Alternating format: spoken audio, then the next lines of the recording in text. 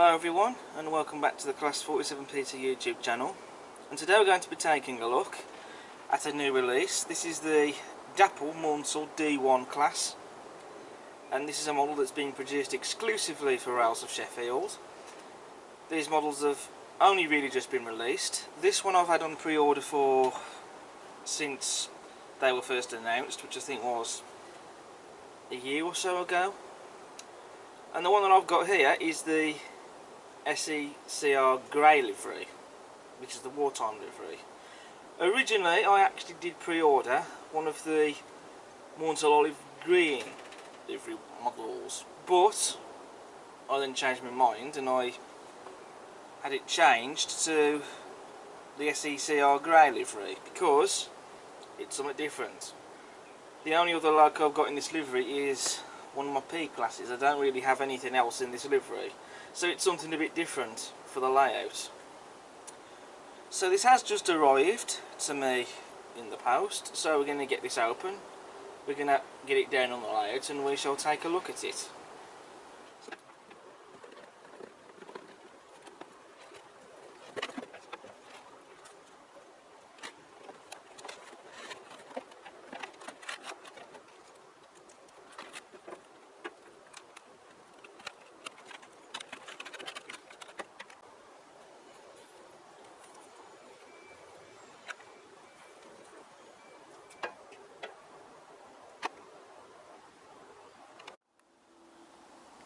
Right, so we have the model unboxed. Now, at this point I'd usually start talking about how there's no quality control issues, etc.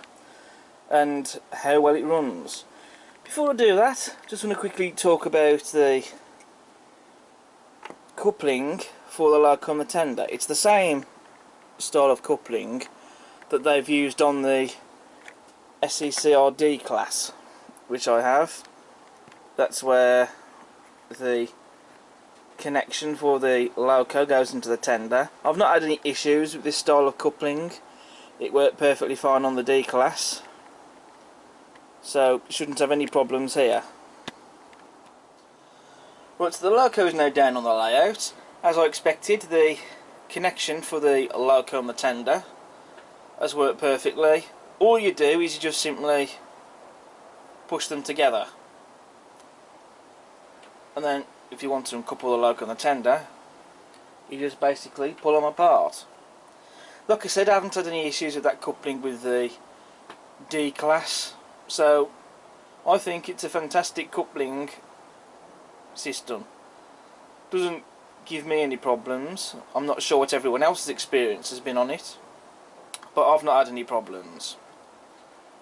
Now, as for the model itself, I can't see any quality control issues with it. No missing bits of detail that had to be glued back on again, no other bits of damage, no bad scratches, marks, etc. It's absolutely stunning looking model. And out of the box, she runs like a dream, which is also more important probably. You don't want to spend all this money on a loco like this, only for it to not work when you first get it. You know, there's nothing more disappointing when it comes to new locomotives than having to send one back if it doesn't work. And it really is a beautiful runner. It needs running in like every new model does, but yeah, I mean, she's a top-notch and high quality model, so can't really fault it for that. So now we're going to make a start with the detail on the loco. So first of all, we have slim tension lock NEM couplings. As usual with me now, those will be replaced with magnetic couplings. This model also comes with metal sprung buffers. I'm not going to show the sprung buffers working, because I have shown that enough times in a number of my previous reviews I've done before now. You've also got a pre-fitted vacuum pipe. You also have separately fitted lampines on the running board. You've also got a dummy coupling hook as well. The buffer beam has been very nicely painted, and you've got the loco's running number 735 crisply printed onto that. They've got the face correct, where they've used that Maunsell style smoke box door. That's got a separately fitted metal handrail on it, as you can see. Just above on the smoke box door, just here, you have separately fitted lamp iron. You've also got another separately fitted lamp iron just here. There's also one here as well, just at the side of the smoke box door. And also the smoke box door itself is actually removable.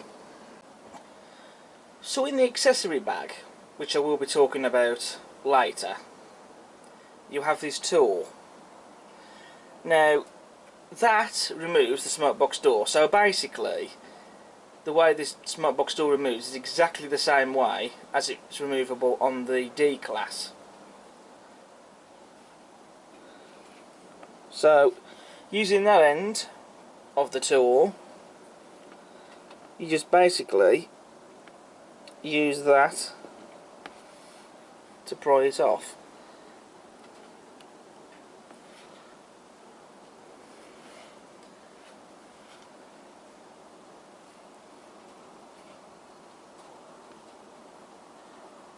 As you can see, the tricky thing really is to try and get it off in a way so that you don't damage any of the detail parts on this model. There you go. It moves off like so. And then inside there you can see the circuit board and everything. I suspect that that can be removed out of the boiler so that you can easily fit a DCC decoder.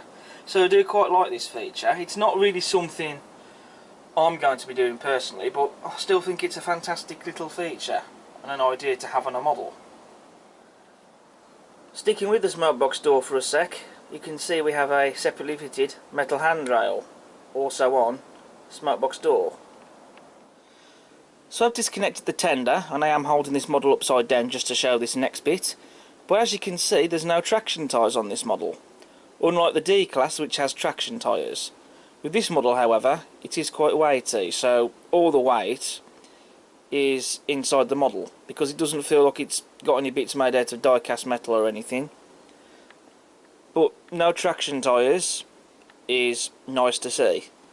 I mean, sure, they might last for a long time, but they don't last forever. They will perish and they will need replacing. So that's nice to see.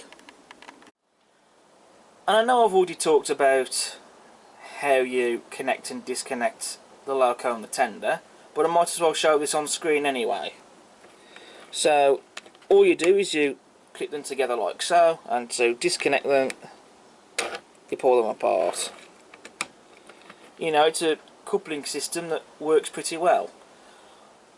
It isn't giving me any grief on this model, and it hasn't given me any trouble either with the D class.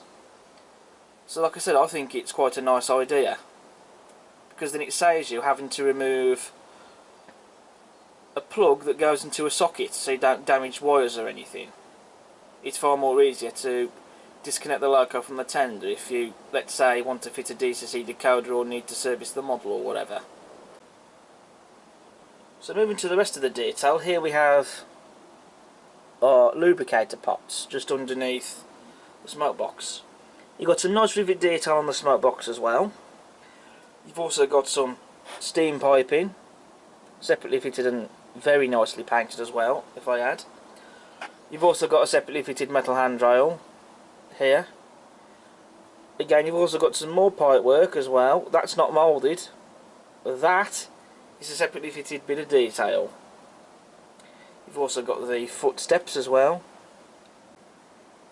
Under the boiler we have got visible daylight.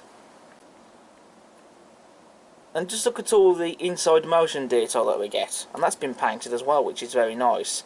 None of that works, but it's there, so at least you can see it. So when this model is running around the layout, there is something to look at there, and that looks fantastic. You have a separately fitted metal handrail on the running board, as you can see. The front bogie has some very nice detail on the frame there, as you can see. Just look at all the rivet detail. The chassis frames have some nice detail on them as well. And of course you've also got sanding gear as well. All the cab windows have got glazing in them. You've also got separately fitted safety valves and whistle. None of those parts are made out of turned brass, especially the whistle. That's just a detail part that's just being made out of plastic and then painted, but still looks nice though. Moving to the cab sides, you do have some separately fitted metal handrails. You do have some nice rivet detail on the cab sides as well. And you've also got the South Eastern Chatham Railway plate. It's got SECR on it. And, you know, it is illegible still. You do have to squint to be able to look at it, because you won't be able to read it, of course, when the model is running, but you can still read it otherwise. And it has been very nicely picked out and painted. It's crisply applied, I should say, rather. So I've disconnected the loco from the tender again, so this time turn my attention to the backhead detail inside the cab. Now, just get a look at all that. The inside of the cab has been picked out in a very nice cream colour. You can also see these here, which the crew can sit on. These parts have been nicely picked out and painted. You've also got the handbrake wheels in there, separately fitted. You've also got the regulator lever, gauges, dials, etc. all picked out and painted, and as far as I'm concerned, all that detail there looks absolutely stunning. So turning my attention to the tender now, as you can see we have separately fitted handrails, plus the cab doors on the front of the tender there. Here's all the detail on the faceplate of the tender. You've got the handbrake there. You've also got the storage cabinets for the crew to keep various bits and bobs in. You have metal wheels on the tender. You've also got the brake rigging there, already pre-fitted for you. And you've got the air tanks as well, just underneath there, and they've been separately fitted. The coal load in the tender is also removable, which I'll demonstrate.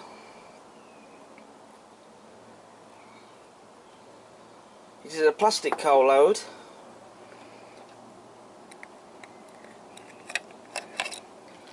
and it just comes out like so. So you can put a real coal load there if you want to, or even scatter your own coal load on top of the plastic one. So on the rear of the tender we have, again, pre-fitted vacuum pipe, metal sprung buffers as per the loco. You've got another dummy coupling hook. You've got separately fitted handrails on the tender, just on the end. You've got separately fitted lamp irons, and also you have the steps for the crew to climb up to get on top of the tender to get to the water filler cap, or even if they need to get on top of the coal load to smoothen it out, as I have seen some crew members do. So moving to the other side of the loco, we do have some detail differences. You first of all have steam piping, as you can see, running along the firebox and the boiler barrel and the smoke box. You've also got the air pump just here, and you can see all the detail on that, which is all separately fitted. That isn't moulded detail. You also have this bit of detail here as well. You've also got some more pipe work as well running down along the firebox, again separately fitted, not moulded. But apart from those things though, the rest of the detail is the same. So now I'm going to turn my attention to the livery application, which I think is lovely. I can't see any blemishes or imperfections anywhere on the livery at all. The livery's been very nicely and evenly applied. They've got the correct shade of grey. It might not be necessarily the most gorgeous looking livery, because there's not much to it, it's just a grey livery. But, you know, it is quite different. It's more striking looking, I think, and it's somewhat different to have on the layout. So I still think it is a rather nice looking livery in its own right. But all the other liveries though that they've done on this loco, I think, are all equally nice, I think. And also you have the run number of the loco on the tender, 735, correct style numerals, and they've been crisply and neatly applied as well. And then with the accessory bag that you get with the model, you have that tool there that I showed you earlier to remove the smart box door. You have guard irons, vacuum pipes, and all the bits and pieces. These are all optional. You either choose to fit them or you don't. It's up to you. So now I'm going to give you a running session of this model, now that we've covered it in detail. And so I'm going to get this, I think, hauling the bullet coaches around the layout, and I think on the other line I'll get my grey P-Class as well, I think. So we'll have both the SECR grey livery locos that I have running on the layout, and then once I've done the running session we can then come on to my conclusion for the model, so we'll see you in a bit.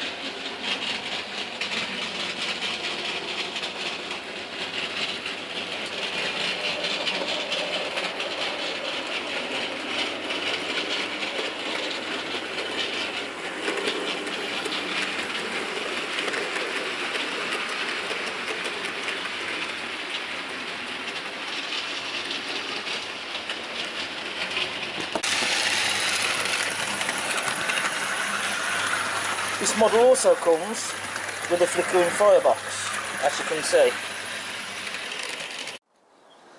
So we've seen the Maunsell D1 running around the layout with the bullet coaches in tow. We've also had the grey P-Class running around on the layout with the South Eastern Chatham Railway wagons. I'll still need to get a matching brake van, which I will do soon, hopefully. So thoughts then on the Maunsell D1? Well, it's interesting really, because with this running session I was filming it, when I first put it on the track, she didn't seem to like pulling the full rake of bullets. She slipped to a stand over on the bends. down that one end of the layout. So took the one coach off and put 5 on, let her run in with those, and she seemed to manage with those. There was some wheel slip going on, but she quickly managed to find her feet again. She didn't slip to a stand. Then after that, I then put on the full rake back on behind her, and she seems to manage with that just fine. If she's going along at a really slow speed, then she will slip to a stand, but if she's running at the same speed I had her running at, or a bit faster, you know, she does have a little bit of wheel slip, but she quickly finds her feet again. She doesn't slip to a stand.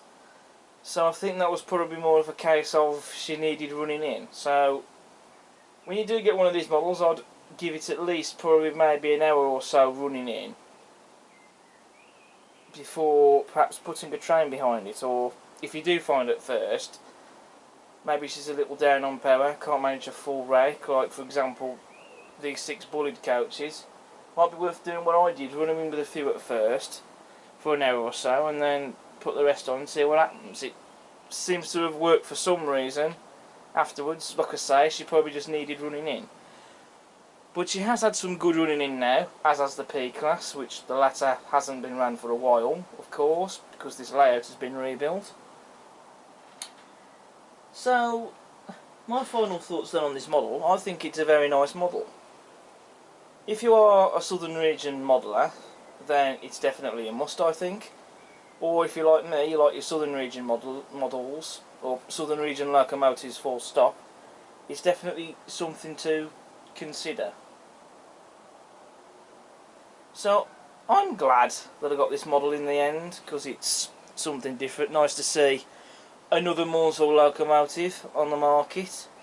Quite a few I'd love to see. Maybe perhaps do the Q class or the Z class next, if someone was to come in to announce either of those, or some of the other Maunsell locomotives we've not had yet. That would be fantastic. So that's all I have for today's video. Thank you so much for watching my video on the Maunsell D1 Class. I hope you've all enjoyed this review. If you like what you see, do please subscribe to the channel. Feel free to leave a comment and hit the like button, and while you're at it, after watching this video, why not check out all my other videos I've got on the channel. But until next time, I'll see you again soon. Take care, and by the way, the next part for the new layout build will be coming soon. So it shouldn't be too far away now before you do see it uploaded on YouTube, and you'll be able to see it. But likewise, until next time, thanks for watching. Bye.